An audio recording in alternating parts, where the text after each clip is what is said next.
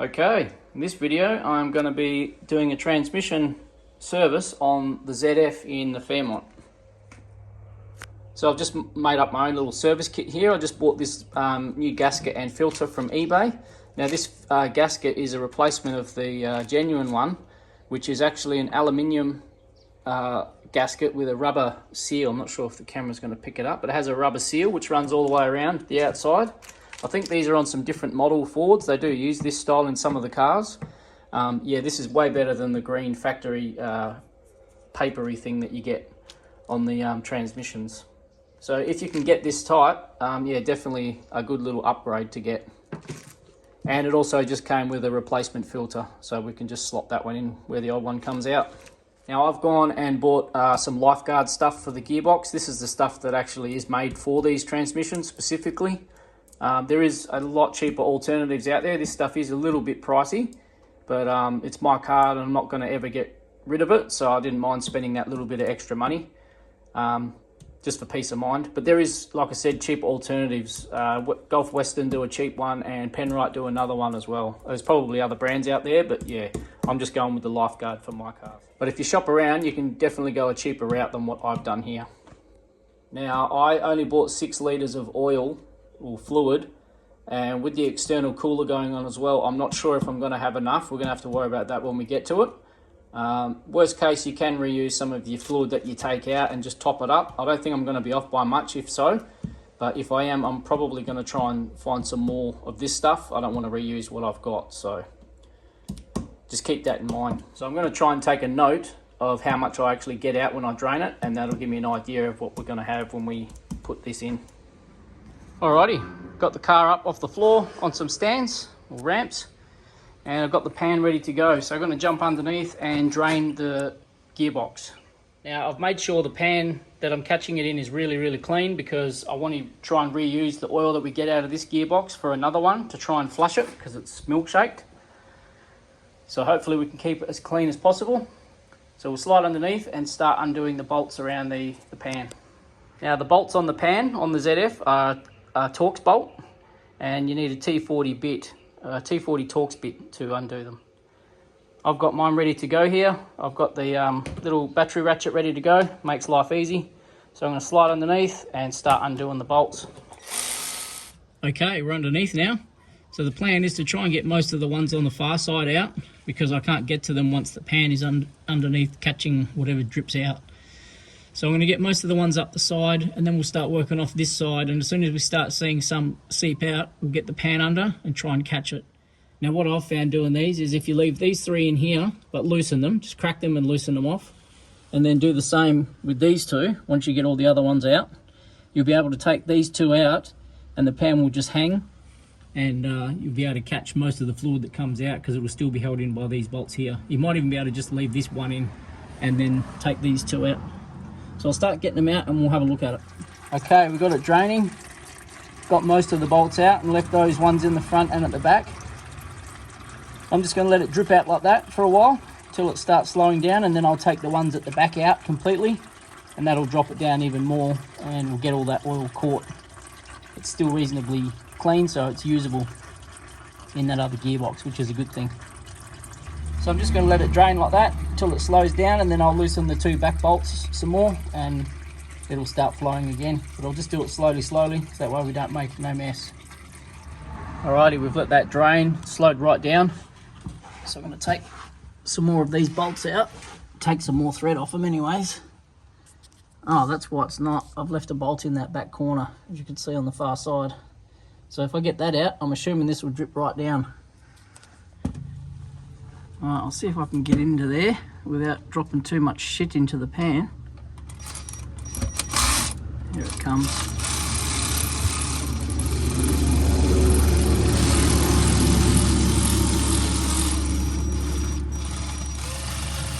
I'd like to catch this bolt.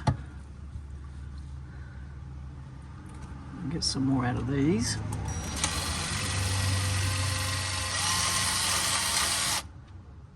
We'll just let that drain.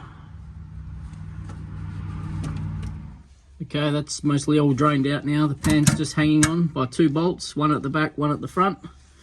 So I'm going to get those out by hand, and then we'll tip the pan to the side because there'll be a little bit of residue left in the bottom, and we'll try and catch all that as well. Alrighty, all the bolts are out, so all that's holding it up now is me. So just going to try and catch what's left in there. And I'm going to try and get the gasket off in one piece, hopefully if it comes off in one piece, and I'll reuse that on the blue car as well. So I'm going to put the phone down and try and pry this off real gently. Okay, that was a success. Got the gasket off in one piece, which is good. I can reuse that on the other car just for its flush.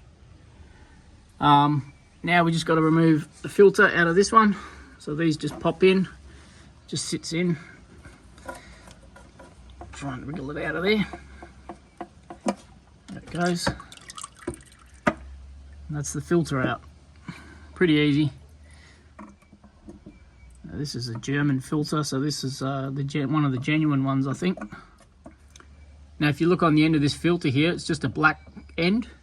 There's supposed to be a rubber O-ring on there. So sometimes they'll come out on the filter, sometimes they'll stay in the transmission. So if you look up there, you can see it's still in there. So we need to hook that out very, very gently without scratching the area around it.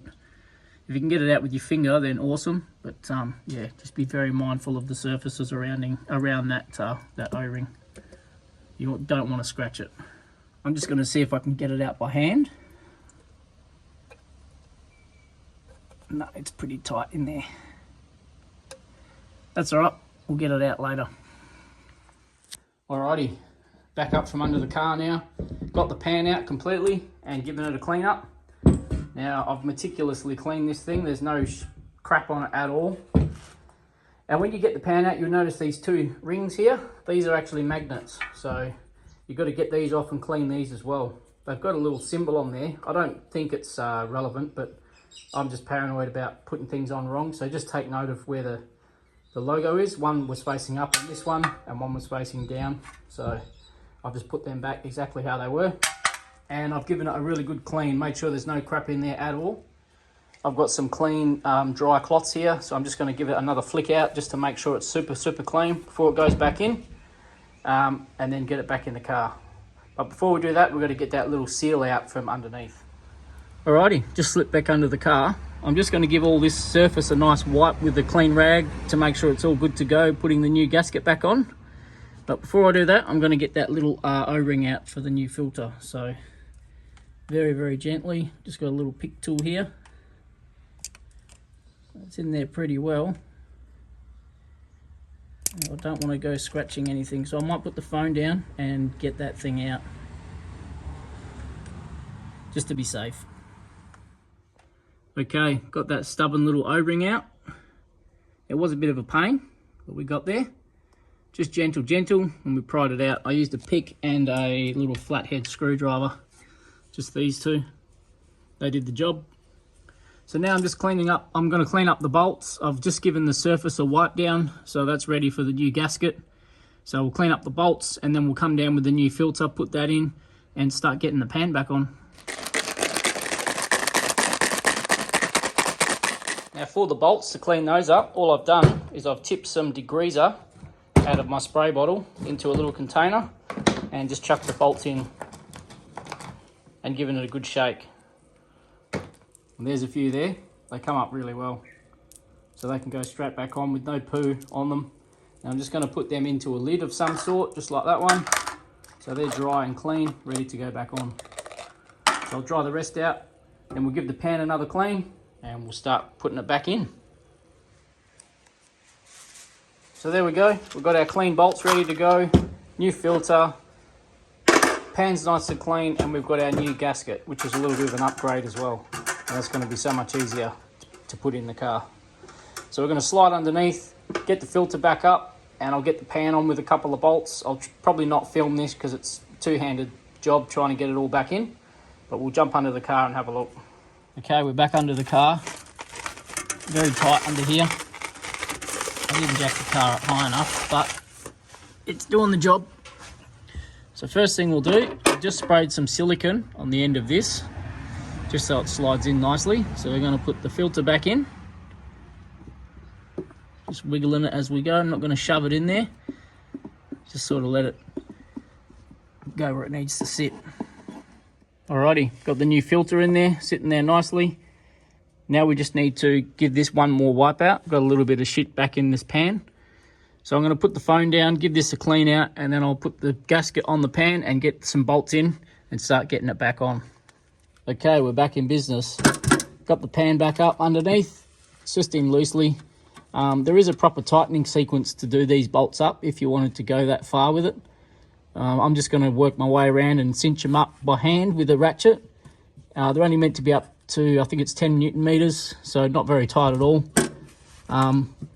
So yeah, I'm just going to run around. I've left the bolt out, the one that fell into the pan when I drained it. So I'll get that later.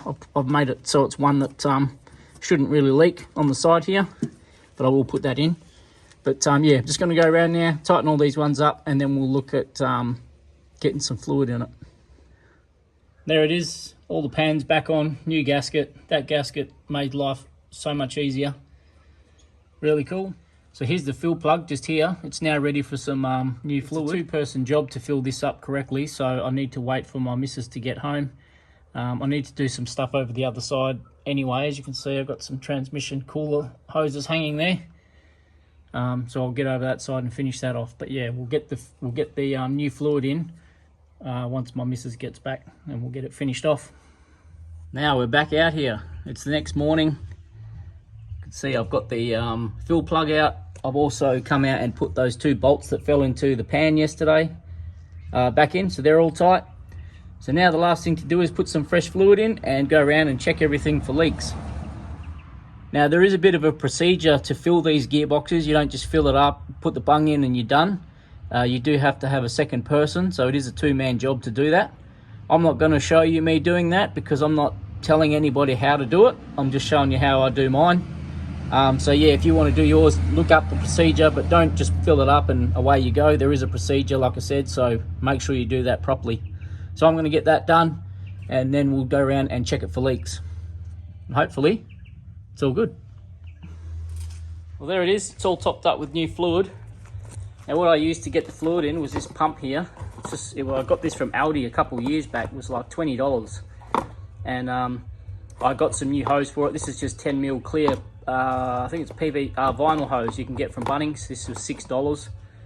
And it pumps the bottles in beautifully, really fast. Like you're talking 15 seconds, 20 seconds, you'll have a litre in the car. I just had my wife standing up here pumping in, and then she jumped in and changed the gears for me, went through the whole procedure thing while I was down the bottom. It's all done now, no issues, except I forgot to put water in the radiator, which all had drained out from when I put the loop hose in. So I had all water, it overheated, had water shooting out of here, so I got some more water and we got that sorted. But yeah, made a bit of a mess. But it's all good now. I'm going to get it down off the ramps, off the stands, and take it for a spin, go for a test drive. I've checked for leaks in the transmission cooler that I've just put in, and that's all good as well. So fingers crossed, we'll take it for a spin and no dramas. All right, just taking this thing for a spin just to test drive it, and it's changing gears so far, so smooth.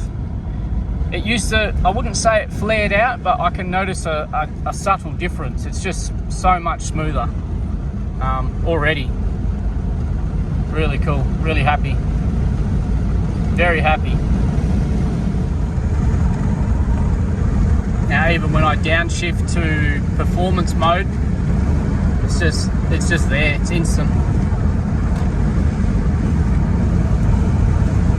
And smooth, yeah, that's beautiful. Pretty stoked. Can't complain. Gotta love a B series.